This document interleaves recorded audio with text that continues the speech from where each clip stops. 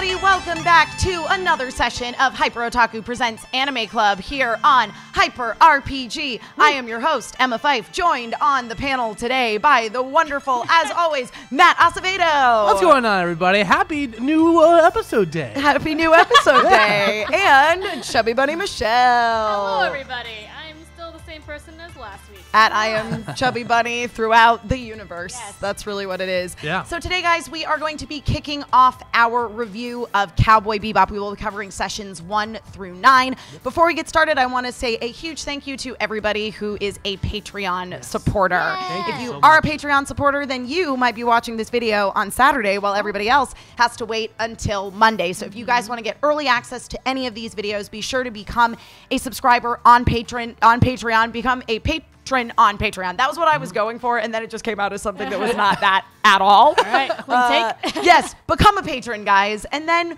we can do more anime content here on Hyper RPG. Which we want. We want that so and bad. you want, don't you? Exactly, because everybody loves anime, and if you don't, I'm confused because it's a medium. It's not a genre. Saying I don't like anime is saying like I don't like books. Yeah. Yep. And maybe you don't like books. Maybe you don't. That's your prerogative. But I'm assuming Crap, you that was a good example. watch the show that you do like anime. Yeah. So let's get into a couple of news topics before we dive into the fabulousness that is Cowboy Bebop. So first of all, the spring 2018 season of anime is pretty damn good. Oh, yeah. Amidst all the new seasons of continually excellent shows like My Hero Academia and Shokugeki no Soma and nostalgia traps like new series of Lupin the Third and Cutie Honey, this season's true standout hit, also definitely planted in the nostalgia category to some extent, but like extra, is Ashita no Joe's 50th anniversary project, Megalobox. Michelle, tell everyone why they should be watching this so series. Good. It's the best anime, I think, of the season. That's saying a lot. There's a lot of good stuff. Like, go and watch it. It's an original story created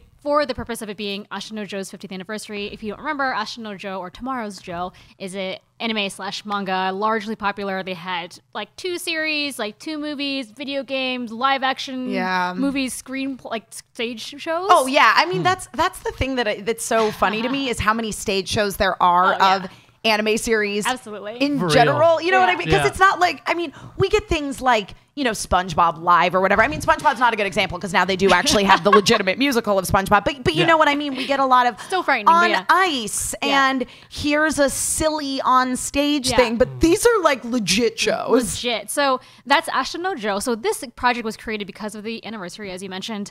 But it is like, it's brand new, but it is a nostalgia bomb still. They are using 80s, 90s retro character design. The sets look amazing. The artistry is just like out of this world. The music is super good.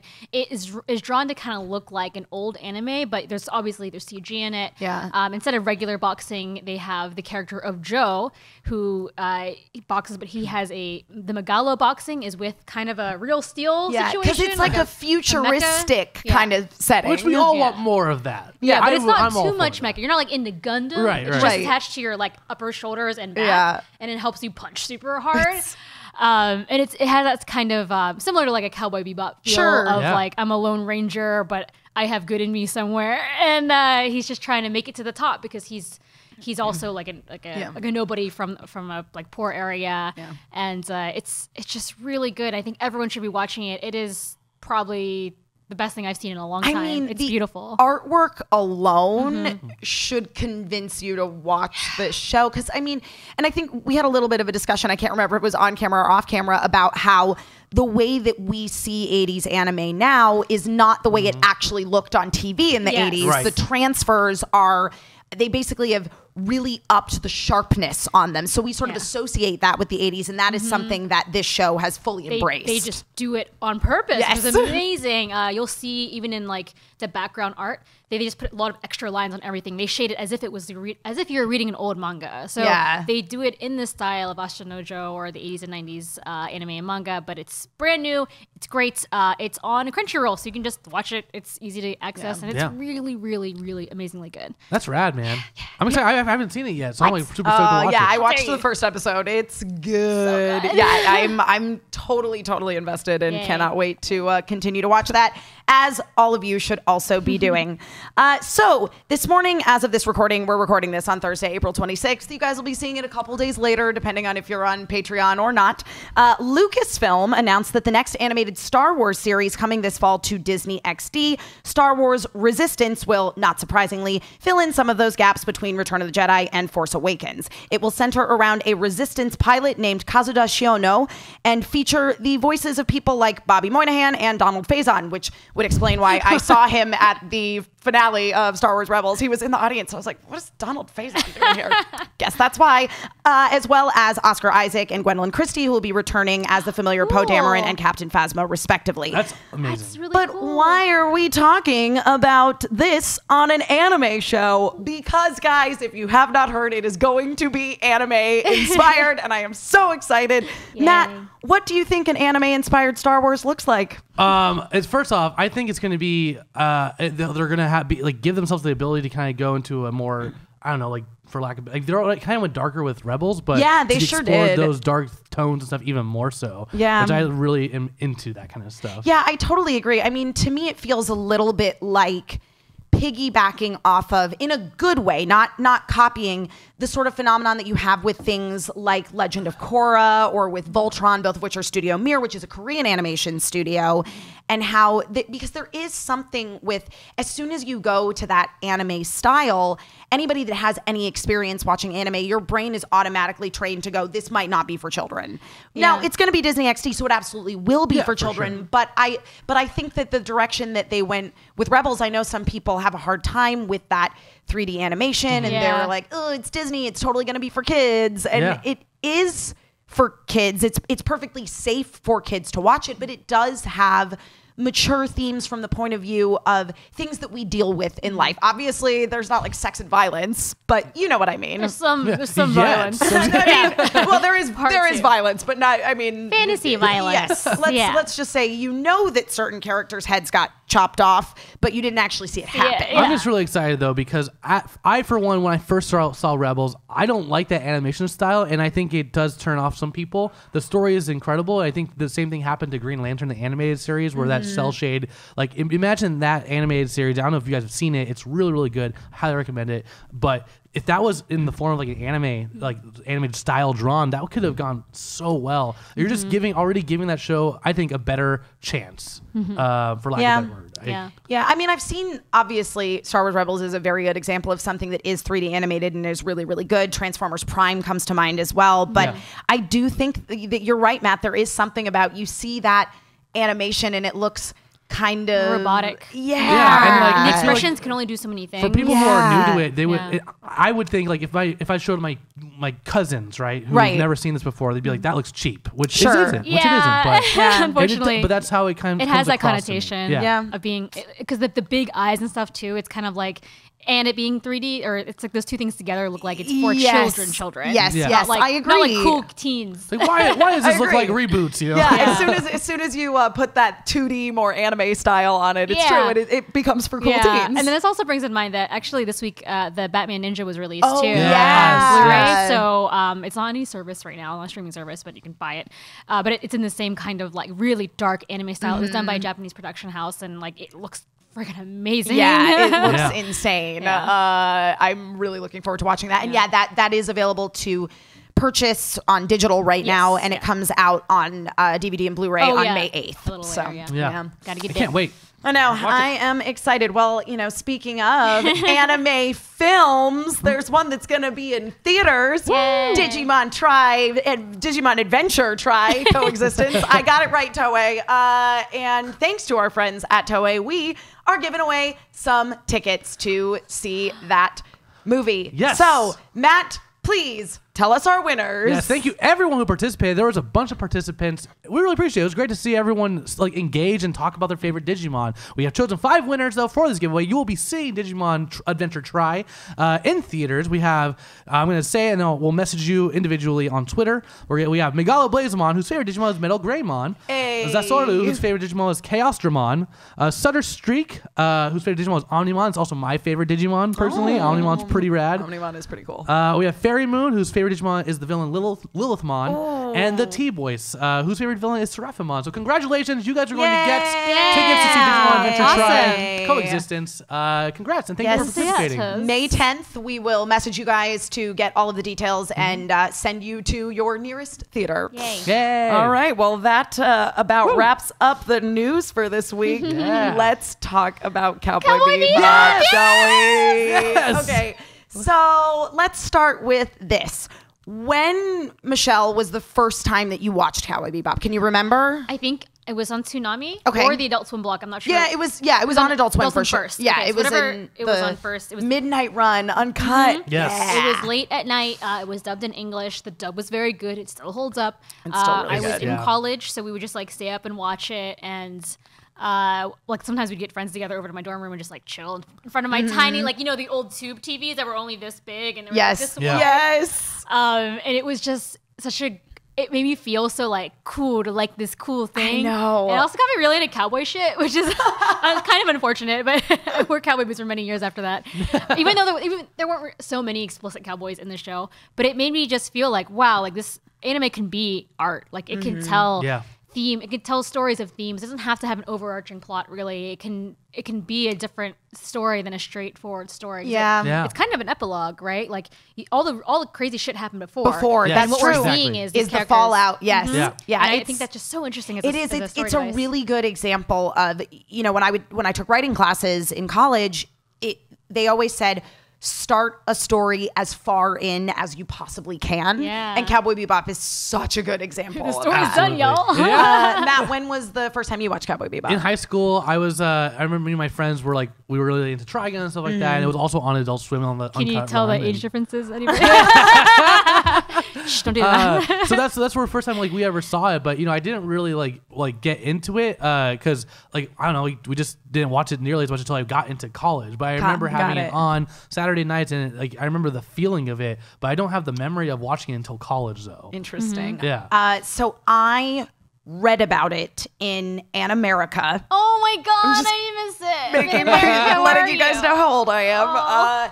So I actually watched this show in middle school, I think. Nice. Because I had already seen all of it years before it was ever on Toonami because it did get a domestic DVD release. Oh, that's right. And nice. I owned it was over 6 DVDs and they all had these cool different color covers and I owned all of them. I read about it in An America. I had heard that opening theme song and I thought, man, if I want to be cool, I have to watch Cowboy Bebop. That's you are the cool for any of us are cool. Look at him over here. Hey. You're so lame. Yeah, so I watched Cowboy all of it and I just remember it was not, I don't know what I expected it to be, but it wasn't this. And that really, wasn't a bad thing. It's still a really special anime that holds up. It is not really like a lot of, like I said before, it's not really a linear story. And it is so episodic, really. It is. You watch, and when it's episodic, but you pay careful attention. You're like, whoa, what the fuck was that? Like, is that from his past? Right. And then Totally. you have to like put the pieces back together. I guess I assume. Did you just together. dab when you said his past? It's a disease. I can't stop it. I'm pointing and motioning. I love that. So anyway, but I just love that part about it. That if you really pay attention to the details, even like the shit in the background that's just kind of throwaway stuff, like the names of certain characters that you never see again. I'm like, what? Is this a Huey, Dewey, and Louie reference? What's happening? Yeah. So we're covering the first 9 sessions today, or 9 episodes, but it's all a very music driven kind of art piece, as you say. So they're called sessions, like jam sessions or recording sessions. Of these episodes, were there any that you remembered, like you watched the first couple minutes of the episode and went, oh man, I remember this one? Yeah, definitely. The one I remember was the one that was heavy metal. The heavy metal queen. Yes. And I remember that. I haven't seen this in like a while. I'm like, oh shit! Like I remember feeling amped up when I first saw this, and it just took me back into it. That feeling of like college me, just like Oh man, like well, and for me too, the woman in that episode I remembered she's so vividly because she's not particularly feminine, and that made a big impact on me. I remember as a teenager. Back then, you didn't see that portrayed ever. No. She was just this like strong, independent, cool ass lady who like ran her own shipping. Interspace shipping rig and was basically a trucker. And then you saw kind of like that episode's so good. It's such a good episode. Because you see in the middle of it, all of a sudden you start to see trucker culture stuff. You see like she's talking over her like her speaker system, like, hey, or her radio system that's not a radio. Hey, like who else is out there? I'm looking for this guy. Yeah. And then you see the inside cabins of everyone else's like trucker spaceships, and they have like one guy's themed is like super Japanese, one guy's like all like cute little toys, one guy just has like babes everywhere. I love that so much. I'm getting really excited because it was just like I was like, wow, look at all this detail. It was so good. For me, the episode that when I was rewatching them, I watched the first couple minutes of it and immediately went, I remember this episode was Waltz for Venus. Dude, gosh, that is such a great episode. Because basically, the premise of it is that on the planet Venus, you can get Venus sickness and it affects people in various ways. And the sister of this guy in this one episode who they end up realizing there is a bounty on is blind. She has gone blind due to Venus sickness, and essentially the seeds of this one plant might be able to cure her blindness. So her brother stole it because they don't have the money for it. Freaking heartbreaking, man. And I guess this isn't really spoilers. It came out so long ago, but like he does not make it. He does not make it. No, we assume you guys have watched at least episodes 1 through 9 if you're watching this. Which is that's really, I think that episode, and then especially the first episode. Actually, most of the episodes touch on the story, the brief kind of like blooming of somebody. So somebody is a bad guy or they're in trouble, and then they kind of manage to get past it or to conquer their obstacle in some way, but then they have to die at the end of the episode. It's very like, it's like the most cowboy-ass thing. It is. Yeah. Like their adventure is done, and so are they. Yeah, like, it definitely does take a lot of themes from classic westerns in that regard. I think the first episode is the most cowboy because they have like a saloon. It's so cowboy. And they're wearing like western clothes. But so I do like how every episode it like it is like jazz. Like the music is there for a reason because the show is jazz. Like you have this focus, you're focusing on one character, but then someone else might steal the show to feel like get a little Ryan Gosling here, but like what does that mean? It's a La La Land reference, but anyways, gross, get out of here. But no, I mean that though, it jumps around and just flows though, and then next you're following like Spike and like his little adventure, and it passes it like differently than I've seen other shows. Because it is very much kind of just vignettes of life that we're seeing. Because I mean, basically, when Sunrise produced this show, they wanted to make a show that was for adults and dealt with adult themes, and not in a shock value kind of way, in a kind of quiet, this is how life actually goes manner. And that's what I think they've achieved extremely well in Cowboy Bebop. The other thing that really struck me as I was rewatching this was, as you say, Michelle, there's so much just subtlety to these characters and nuance. And I noticed watching the credits for the first time, I realized that the showrunner on this show, I mean, obviously, Shinichiro Watanabe was the director. He gets so much credit for the show, and no discredit to him. Obviously, the director has a huge hand in it, but the showrunner, the head writer, is a woman. Keiko Nobumoto. And as I've been watching the show, that does not surprise me in the slightest that the writer is a woman. Because I mean, women, especially in regards to the women characters, because these women characters could have been so over the top and just kind of eye candy side pieces or damsels in distress like you would see in a Western. But they managed to not be like the slut stereotype. I actually find that they run the full gamut with both genders. So you have the girl who's just like sexy, but then you have the women who are very strong, like in heavy metal. You have Faye, who you think is just gonna be like the TNA for the whole series, but she has like she's really not. She has like a darkness, and she's tough as fuck. So. Yes, yeah, she's super tough. But like it's just it's really astounding. I mean, it's true that just treat women as people, not just objects or side pieces. So I like that a lot about the show. Yeah. I have a question for you guys. Okay. Do we ever figure, and we're only 1 through 9, do we ever figure out what the hell is going on with Ein? Because they're like, he's a data dog, but they like never address it again, right? I'm pretty sure like the whole season goes by and he's never used for anything. No.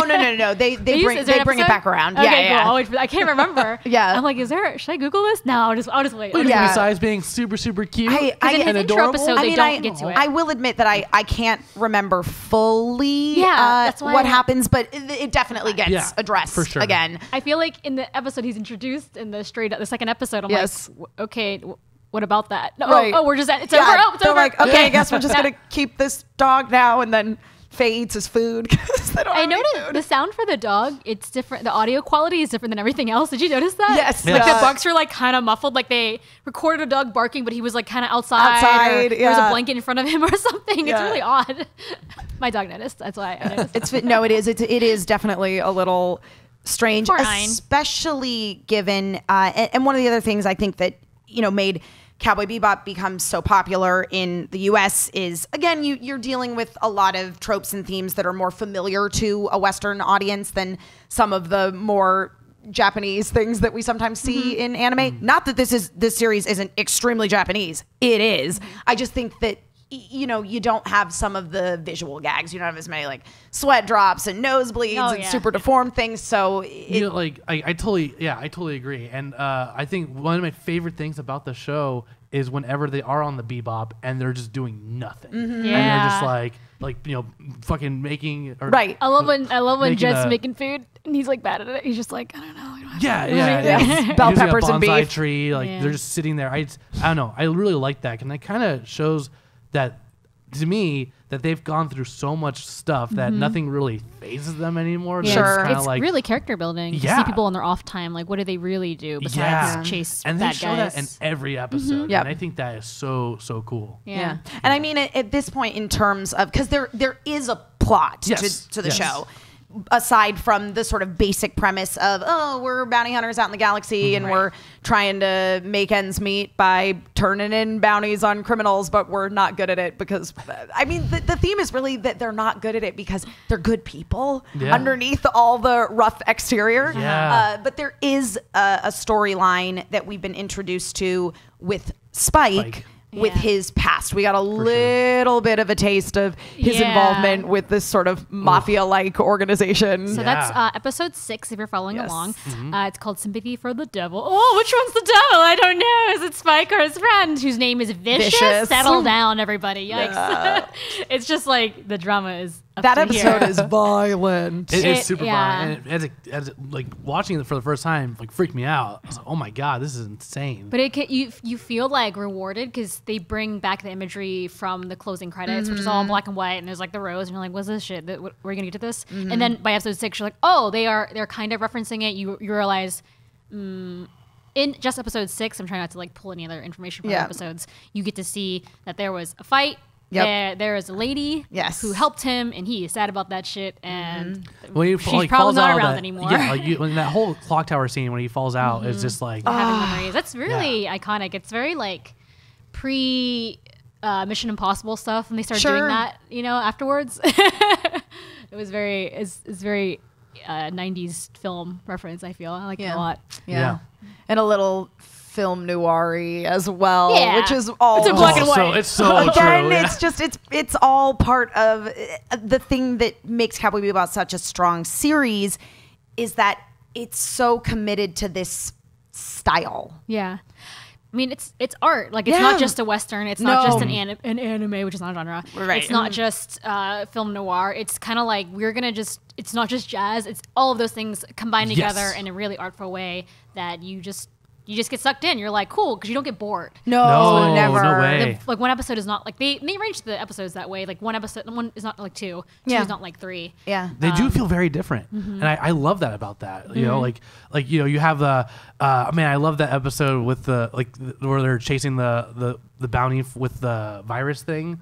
in the first wormhole. one? No, it's like with the wormhole. Yeah, with the wormhole. With the mom with all the yeah. Like, which it's so funny. So Mary Elizabeth McGlynn was the voice director for the English dub of Cowboy Bebop, which notoriously had so much more time and money than any dub ever before it, which is why it's so good. Yes. But Mary Elizabeth McGlynn was the director, and she also does the voice of a character who we haven't met yet officially, but she was totally the mom in that episode. She sounded just like an exaggerated version of Governor Price from Star Wars Rebels. It's so good. And that's one of the images I remember the most is like the wormhole closing or the hyper. Wormhole? It's wormhole. Yeah, it's the wormhole for the hyperspace lanes. Yeah, hyperspace. It closes and just seeing her face like twitching, and then the flashback of Spike just like putting it into her pocket. It's a really I love moment. it so much. It's such a great moment. Yeah. But they all feel so different in not like you say in a good way. Like it doesn't feel stagnant ever.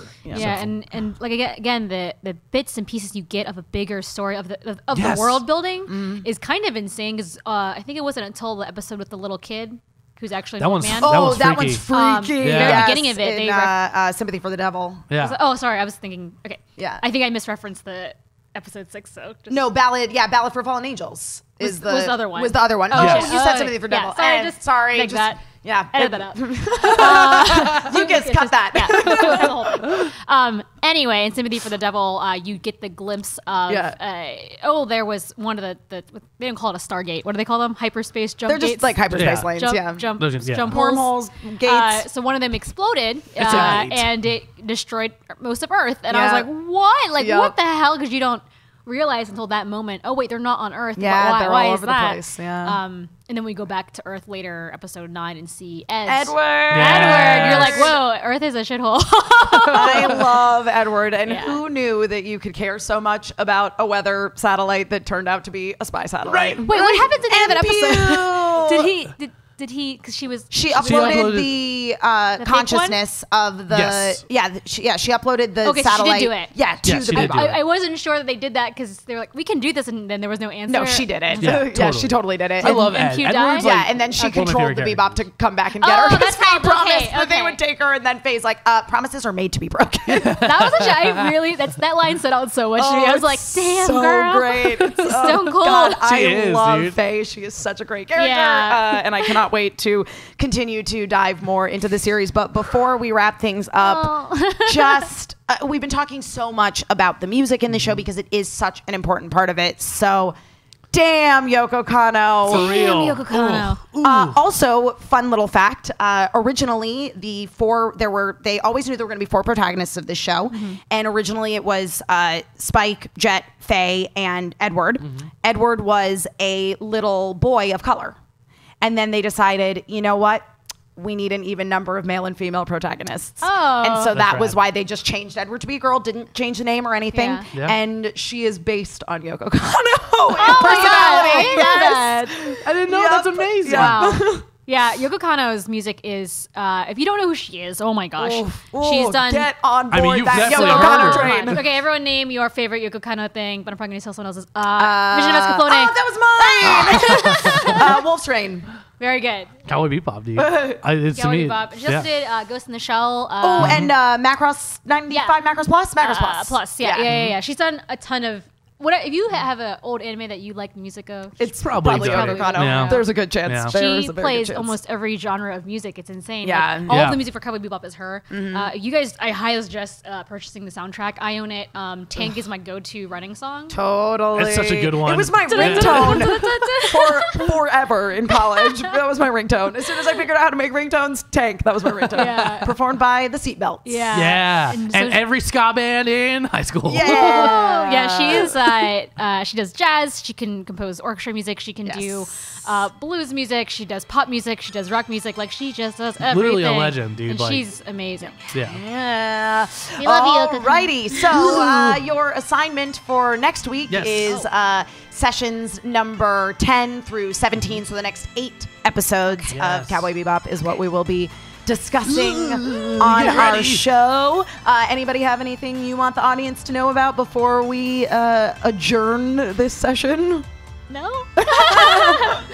Make sure to check out our My Hero Academia Weekly Hero Challenges, guys. They've been going so great. We get a lot of submissions to, this week's challenge you can find on YouTube, probably over here. Yeah, over it's here? somewhere. Listen, it's on the same YouTube channel as this. Check it out. If you have any questions for us, or if you have any comments about Cowboy Bebop or the music or how anything that you really like wasn't mentioned, mention it in the comments and we will reply to you. We love to hear from you guys because we're doing it together. Exactly. So, guys, thank you so much for checking out HyperOtaku Presents Anime Club, joining us for our first session covering Cowboy Bebop. We will see you all again next week. This meeting of the Anime Club is adjourned. See you later. Hey, fellow otakus, or should I say, hello, friends. One of the major themes that appears in several anime is friendship, or nakama, and tomodachi in Japanese. 2 words that translate to the same thing but represent a completely different type of friendship. And don't worry, everyone, I know it can be confusing, but the HyperOtaku crew is here to help you out with your friendships. Tomodachi traditionally is used in reference to your friend you like to hang out with and do fun activities with. Usually, it's a high school friend, neighbor, coworker, long life friend, the list goes on.